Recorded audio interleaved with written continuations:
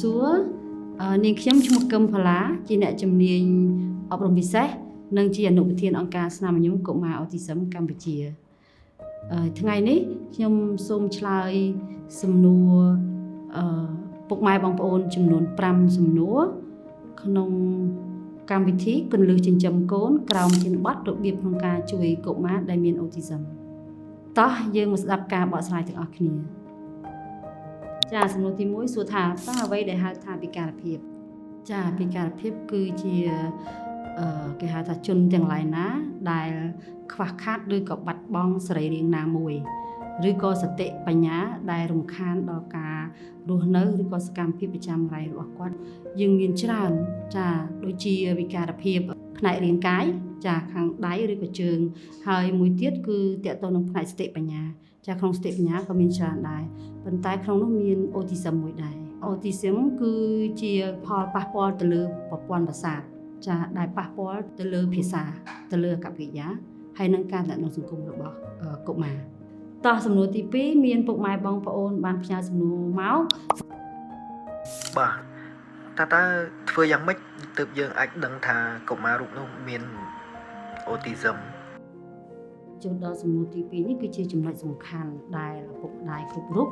អាចសម្គាល់ទៅលើកូនរបស់គាត់មានសញ្ញាអូទីសឹមឬមិនអូទីសឹមទៅតាមចំណុច3ចាចំណុចទី1គឺទំនាក់ទំនងសង្គមចំណុចទី2ទៅលើភាសាទី3នឹងអាកប្បកិរិយារបស់ពួកគេអញ្ចឹងនៅពេលដែលយើងនិយាយអំពីការទំនាក់ទំនងសង្គមគឺពេលដែលយើងសួរគាត់มันមានការឆ្លើយតបចាហើយចំណុចមួយទៀតគឺខ្សោយទំនាក់ទំនងតាមខ្សែភ្នែកគាត់មិនមានទេចាដូចយើងមើលមុខភ្នែកទល់នឹងភ្នែកអត់មានទេទី3គឺគាត់មិនចូលចិត្តលេងជាក្រុមទេมันមានការចងមិត្តគាត់នៅដាច់ដោយឡែកតែឯងគាត់ថាមានភាពឯកាចានឹងចំណុចទី3ចំណុចទី4គាត់មិនយល់អំពីអារម្មណ៍អ្នកដែលនៅជុំវិញខ្លួនទេចូលចិត្តធ្វើត្រាប់តាមអ្នកដទៃគាត់ចាប់យកបានភ្លាមជាមួយអ្នកដទៃហើយមួយទៀតគឺគាត់មិនដឹងអំពីគ្រោះថ្នាក់ចាគ្រោះថ្នាក់នៅខាងមុខជាអីគាត់អត់ដឹងទេបើគាត់ចង់ឆ្លងផ្លូវគឺគាត់ត្រូវតែឆ្លងហើយចំណុចធំមួយទៀតគឺចំណុចទៅលើភាសាអញ្ចឹងទៅលើភាសាទី1គាត់មិនអាចឆ្លើយតបភាសារបស់យើងទេជួនកាលគាត់យល់សំណួរឬក៏គាត់មិនយល់សំណួរគាត់មិនឆ្លើយតបជាមួយយើងទេចង់សួរគាត់ចង់ឆ្លើយយើងចង់ឲ្យគាត់សួរឬឲ្យឆ្លើយគឺគាត់មិនអាចសន្ទនាបានទាំងស្រុងអ្នកខ្លះគាត់បានដែរប៉ុន្តែតិចតួចឬក៏គាត់អាចឆ្លើយជាមួយយើងបានប៉ុន្តែឆ្លើយបានដោយកាយវិការឬក៏ដោយពាក្យសម្ដីដែរតែម៉ាត់ន័យធៀបអត់យល់ទេបើកុមារខ្លះទៀតគាត់យល់ដែរប៉ុន្តែគាត់យល់ន័យត្រង់ខ្លះក៏គាត់អាចនិយាយបានខ្លះក៏គាត់និយាយមិនបានតែបើគាត់និយាយបានភាសារបស់គាត់អាចខុសពីភាសាយើងឬក៏ជាសំឡេងមួយដែលគាត់មានដែរប៉ុន្តែមានជាសំឡេងដូចជាភាសាសត្វចឹងអ្នកខ្លះគាត់និយាយបានដែរប៉ុន្តែគាត់និយាយតែតាមតែត្រាប់យើងឯងវ័យអាយុដូចជា2ឆ្នាំ1ឆ្នាំកន្លះទៅ2ឆ្នាំតែ30ខែគាត់នឹងអាចបាត់បង់ភាសាទាំងស្រុងទៅវិញបើសិនណាឪពុកម្ដាយនោះមិនបានទប់ស្កាត់ចាហ្នឹងគឺគាត់អាចបាត់បង់អូខេឥឡូវខ្ញុំសូមចូលដល់ចំណុចមួយទៀតចាតកតងជាមួយនឹងអាកប្បកិរិយាគាត់គឺបង្កើតទម្លាប់ជាក់លាក់នោះមិនន័យថាគាត់ធ្វើដដែលអីក៏ដោយបើថាគាត់កវីដៃយកខ្លួនគាត់យកខ្លួនអញ្ចឹងណាហើយពិបាកផ្លាស់ប្ដូរទម្លាប់ប្រចាំថ្ងៃពិបាកណាស់ផ្លាស់ប្ដូរទម្លាប់របស់គាត់ហើយមួយទៀតប្រតិកម្មខ្លាំងជាមួយនឹងសំឡេងពន្លឺជាមួយនឹងក្លិនជាមួយនឹងគេហៅថាញៀនទាំង5ហ្នឹងតកតងប្រតិកម្មជាមួយនឹងពន្លឺបើកន្លែងនោះពន្លឺខ្លាំងពេកក៏គាត់ប្រតិកម្មខ្លាំងដែរគាត់ទៅកន្លែងណាដែលរៀងងឹតកុមារខ្លះទៀតគាត់ត្រូវការទៅកន្លែងភ្លឺឯងចាហើយប្រតិកម្មនឹងសំឡេងកុមារខ្លះគាត់ចូលចិត្តបង្កើតសំឡេងចាសំឡេងគាត់បង្កើតខ្លួនឯងរហូតតែកុមារខ្លះទៀតពេលណាដែលគាត់ឮសូរសំឡេងដែលរំខានគាត់គឺគាត់វាយគេហើយបើសិនណាក្នុងថ្នាក់រៀនមានកូនសិស្សពីរប្រភេទនឹងមួយគ្នាគាត់នឹងវាយគ្នារហូតវាយក្មេងដែលគាត់ប្រតិកម្មជាមួយនឹងសំឡេងខ្លាំងក្មេងមួយដែលគាត់ច្រៀងរហូតកាត់តន្ត្រីខ្លួនគាត់ណាដល់ពេលហើយក្មេងនោះគាត់នឹងវាយរហូតគឺដោយសារគាត់ប៉ះពាល់មួយសំឡេងអញ្ចឹងយើងត្រូវការវិធីសាស្ត្រយើងដាក់គាត់ឲ្យឆ្ងាយពីគ្នាអញ្ចឹងណាខ្លះក៏គាត់ប៉ះពាល់ទៅលើនៃរាងកាយបើយើងប៉ះគាត់បន្តិចគាត់ឈឺដូចយើងវាយគាត់អញ្ចឹងតែកុមារខ្លះទៀតនៅពេលណាដែលយើងប៉ះគាត់ហើយគឺគាត់ចង់ឲ្យយើងសង្កត់ណា ចង់ឲ្យយើងប៉ះគាត់ខ្លាំងបានអារម្មណ៍គាត់ដឹងថាអូយើងប៉ះគាត់យើងស្រឡាញ់គាត់យើងជឿចិត្តគាត់អញ្ចឹងកុមារខ្លះទៀតគាត់ប្រតិកម្មជាមួយនឹងរសជាតិដែលរសជាតិរបស់គាត់មួយហិលមួយពួកអីចឹងក៏អត់បានដែរចាក្លិនមួយទៀតក្លិនតាក់ទងមួយក្លិនដែរអ្នកខ្លះគាត់ចូលក្លិនចូលចិត្តក្លិនស្អុយស្អុយអ្នកខ្លះគាត់ចូលចិត្តក្លិនក្អូបឬក៏អីផ្សេងៗគាត់ឬក៏គាត់ប្រតិកម្មជាមួយក្លិនអស់ហ្នឹង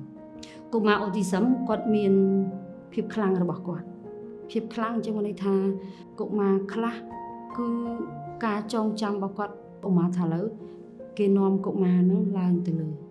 ជិះហេលីកូបទ័រឡើងលើនៅពេលណាដែលគាត់ឡើងទៅលើគាត់មើលផែនទីមកក្រហមពេលណាដែលគាត់ចុះមកគាត់អាចគូផែនទីនឹងបានដូចអ្វីដែលគាត់ឃើញតាមមួយផ្លេតដែលគាត់ឃើញហ្នឹងគាត់មានអាចចំណុចខ្លាំងរបស់គាត់ឬបើគាត់បកកែខាងអីមួយគឺគាត់បកកែមែនតើចាអញ្ចឹងយើងចាប់ផ្ដើមចូលដល់សំណួរទី3និ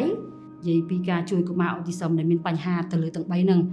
ចាទៅលើអាកប្បកិរិយាទៅលើភាសាហើយនិងការថ្នាក់នងឪពុកម្ដាយខ្លួនឯងត្រូវជួយនៅផ្ទះត្រូវមានពេលក្នុងការឲ្យគាត់ក្នុងការចិញ្ចឹមកូនហ្នឹងត្រូវលេងជាមួយគាត់ក្នុងវ័យដំណាក់កាលដែលគាត់អភិវឌ្ឍភាសាចាត្រូវលេងត្រូវបង្រៀនតាមសកម្មភាពរបស់គាត់មួយហ្នឹងទៅការនិយាយក៏ជួយការថ្នាក់នងក៏ជួយទៅលើអិរិយាបថមិនល្អរបស់គាត់ក៏យើងជួយដែរន័យថាបើសិនណាជាឪពុកម្ដាយនោះមិនមានពេលវេលាគ្រប់គ្រាន់នៅក្នុងការជួយកូនទេអាហ្នឹងគឺជាចំណុចដែលឈានទៅរកផលអស់ហ្នឹងហើយចាអញ្ចឹងសំខាន់គឺឪពុកម្ដាយតែបើសិនណាជាគាត់ប៉ះពាល់ទៅលើភាសាឬការណែនាំឬកកិរិយាហ្នឹងហើយគឺគាត់ត្រូវការអ្នកជំនាញហើយត្រូវការអ្នកជំនាញក្នុងការឆ្កឹះក្នុងការជួយជំរុញឬក៏ផ្លាស់ប្ដូរអកប្បកិរិយាឲ្យគាត់ទៅជាល្អប្រសើរវិញគ្រូហើយនឹងពុកម្ដាយហ្នឹងគឺយើងត្រូវសហការជិតស្និទ្ធហើយបើយើងអត់សហការជិតស្និទ្ធទេយើងនៅតែថាអូយើងរវល់ណាស់មិនចំណាយពេលជាមួយគាត់ទេនៅពេលដែលគាត់ចម្រើនវ័យធំផលវិបាកទៅលើម្ដាយក្រុមគ្រួសារច្រើនជាងតោះអញ្ចឹងយើងចូលដល់សំណួរទី4តើកុមារកើតអូទីសឹមហ្នឹងគាត់អាចចូលរៀនឬមួយគាត់អាចធ្វើការដោយកុមារផ្សេងបានអត់បងអញ្ចឹងកុមារអូទីសឹមគឺគាត់អាចគេថាគាត់អាចធ្វើការបានឬក៏គាត់រៀនបានដោយកុមារធម្មតាអញ្ចឹងបើយើងមានការជួយគាត់ត្រឹមត្រូវយើងជួយជាមួយនឹងអ្នកជំនាញណាបានត្រឹមត្រូវហើយយើងផ្ដល់ឲ្យគាត់បានត្រូវដែរឲ្យគាត់ចូលរៀនទៅជាមួយកុមារធម្មតានៅផ្ទះយើងជួយគាត់អញ្ចឹងការវិវត្តរបស់គាត់ទៅប្រសើរសឹងតែ80ទៅ90%ដោយកុមារធម្មតាជាដាច់ឬមកជាងស្រុងវាមិនអាចទេប៉ុន្តែគាត់អាចទៅជាមួយគេបានដោយកុមារធម្មតាអញ្ចឹងហើយក៏គាត់អាចធ្វើការបានដែរព្រោះអីពេលណាដែលគាត់រៀនបានគាត់យល់ច្រើនគាត់អាចទទួលការងារហ្នឹងបានដោយមានកម្រិតមិនមែនថាអូការងារដូចយើងមនុស្សធម្មតាអញ្ចឹងការងារណាដែលកុមារនឹងទទួលយកបានយើងអាចរកការងារហ្នឹងសម្រាប់គាត់ចាសម្រាប់គាត់បានដែរតងនឹងសំណួរហ្នឹងចាសំណួរទី5គេសួរថាតើមានគោលនយោបាយឬក៏ការផ្លាស់ប្ដូរណាខ្លះដែលគួរឬត្រូវបានធ្វើដើម្បីឲ្យកាន់តែជំរុញការចិញ្ចឹមកូនបែបវិជ្ជមាននៅក្នុងសង្គមហើយបច្ចុប្បន្នការវិវត្តទៅសង្គមក៏មានច្រើន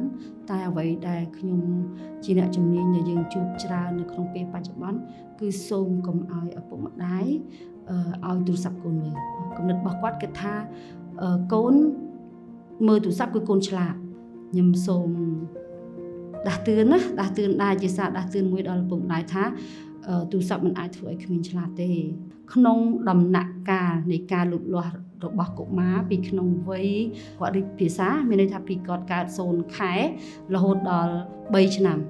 ចាសូមកុំឲ្យគាត់មើលទូរស័ព្ទឬក៏ទូរទស្សន៍ឬក៏ screen ហ្នឹងគឺការជួយ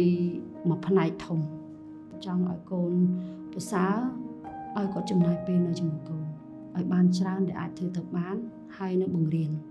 មិនតែនៅទេព្រោះដោយសារខ្ញុំកន្លងមកខ្ញុំធ្វើការជាមួយនឹងពុកម្ដាយដែលគាត់មានកូនអញ្ចឹងគាត់អត់ចេះនិយាយមួយកូនអត់លេងមួយកូនអញ្ចឹងទូរស័ព្ទមានអ្នកមួយដល់ពេលហើយផលគឺបានទៅលើកូនគាត់អត់ចេះនិយាយដែរហើយទោះបីគាត់នៅនឹងគឺគាត់មើលកូនឲ្យសុវត្ថិភាពទេគាត់ឲ្យសុវត្ថិភាពតែប៉ុណ្្នឹងកូនអត់ដួលអត់ឈឺអត់អីមានន័យថារួចរាល់ហើយអញ្ចឹងគាត់អត់បានលេងជាមួយកូន ពេលណាដែលយើងចិញ្ចឹមកូនយើងចិញ្ចឹមគ្រប់ទាំងអស់មិនថាស្មារតីមិនថាការអប់រំតាំងពីតូចរហូតទៅគឺយើងផ្ដល់ឲ្យតិចហ្នឹងផ្នែករាងកាយគាត់ក៏លូតលាស់បញ្ញាស្មារតីគាត់ក៏ល្អយើងអត់ប្រើទូរស័ព្ទទេក្នុងការបរៀនគាត់ឧបមាថាចម្រៀងដែលយើងចង់បរៀនគាត់ក្នុងការនិយាយឬក៏ភាសាហ្នឹងយើងរៀនខ្លួនឯងឲ្យចេះបន្ទាប់មកយើងទៅបង្រៀនគាត់ច្រៀងហ្នឹងយើងបង្កើនភាសារបស់គាត់មិនមែនយើងចាក់បទចម្រៀងឲ្យគាត់ស្ដាប់ហើយមកគុណច្រៀងតាមទាំងពីរអ្នកទាំងម៉ាក់ទាំងកូនអត់ទេចាអ្វីដែលសំខាន់គឺផ្ដាច់ទូរស័ព្ទគាត់ទាំងស្រុងមិនឲ្យមានសូម្បីតែបន្តិចមិនឲ្យមានសូម្បីតែអ្នកគ្រូខ្ញុំឲ្យគាត់ទេ10នាទីក្នុងមួយថ្ងៃពីមុន2ម៉ោងតែឥឡូវឲ្យហើយសត10នាទីកាត់អស់ហើយទូខ្ញុំបើកចោលប៉ុន្តែគាត់អត់ដែរមើលទេនិយាយចឹងណាតែចោលអត់ដែរមើលទេដល់ពេលអញ្ចឹងគាត់អត់មើលប៉ុន្តែគាត់ស្ដាប់តែយើងហៅគាត់ខាងនេះគាត់លឺគាត់ស្ដាប់ខាងនេះខ្ញុំសូមឲ្យកាត់ទាំងអស់បើសិនណាចង់ឲ្យគាត់ប្រសើរឡើងពុកដែរមេដាកុមារដែលគាត់មានកូនអូទីសឹមឬក៏កូនដែលគាត់យឺតភាសានឹងការតាក់ទងទាំងអស់សូមកុំទុកកូនចោល